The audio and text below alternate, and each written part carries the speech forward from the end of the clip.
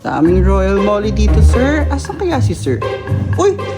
Meron pang mga Space Molly dito. Grabe naman mga collection ng sapatos yun. Palagay pa talaga sa mga no? Grabe collector ng... Uy, sir! Si sir. Hoy! Ano? Ito ka rin, sir! Hi! Welcome again to another episode of Si sir! Yun, kuwang-kuwa. So yun guys, nandito ka na naman, Jed. Hindi ka ba na-amaze? Sobrang amazed ako sa daming collection sa likod ko, sir. Ayan, tawag dyan, art toys guys. So yun, so hindi ka nagtataka, sino naman kliyente natin? Asan na naman tayo, sir? Sino bang kliyente natin, Sino sir? naman ang kliyente natin? Actually, yung client natin dito, we work here in Quezon City. So yung client natin dito, is a good friend ko na isang malupit na kilala sa toy community, and especially sa mga collections ng mga art toys, anime toys, and DC, Marvel, mga malulupit na mga collections in terms of figure. Aside from that, marami pa yung collection ko nakita mo. So, hindi ka nagtataka ano meron? Sir, nakita ko nga sa likod mo, parang... Ano ba yan, sir? Anong material ginamit natin dyan, sir? By the way, di mo muna tanongin, paano sa di mukha pang spaceship? Oo nga, sir. Napansin ko rin kanina, sir, mukhang spaceship. Bakal ba yan, sir? Ano ba yan, sir? Actually, this is not metal. This is only, syempre, yung lagi natin ginagamit in Excellent Home Decor. We're using marine board here na laminated yung finish. So, by the way, sabihin ko muna sa inyo, ano ba yung ginagawa natin dito? So, this is not a showroom or what. This is only a gallery for those Space Molly na pinakita ni Jed kanina, and also the Royal Molly. So, actually, dito lalagay yung mga art toys. This is a gallery for art toys, and may papansin ninyo, ang concept kasi namin dito dahil Space Molly, it should be mukhang spaceship, di ba? Pero mukha nga rin showroom, sir, eh. Buti na lang explain mo, sir. Alam mo nga, Pop Mart, di ba? Mukha siyang Pop Mart. Na bilihan, sir. Pop Mart shop. Na market.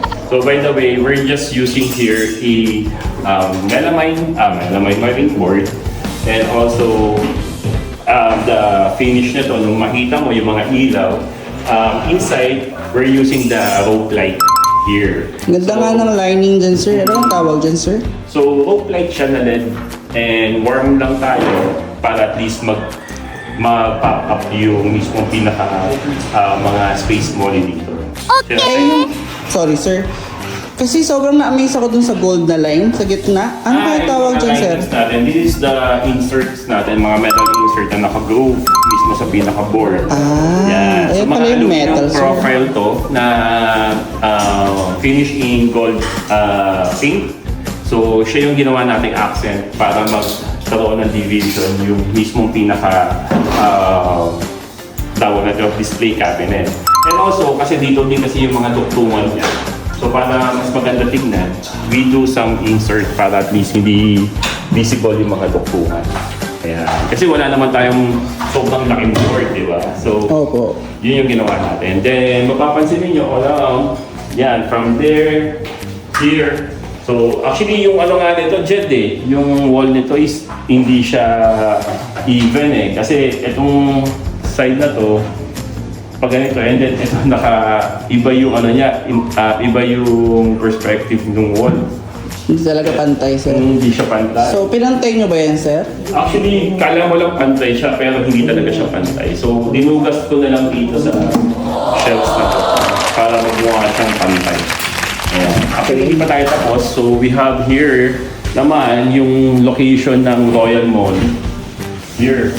So, by Monday, kasi Saturday ngayon, by Monday, mag-place up na dito. And abangan ninyo yung pinaka-finish nito and montage nitong ginagawa namin gallery ng Space Molly and also the Royal Molly ng client natin. So here, lalagay yun. Pero ito rin ba yung itsura niyan, sir?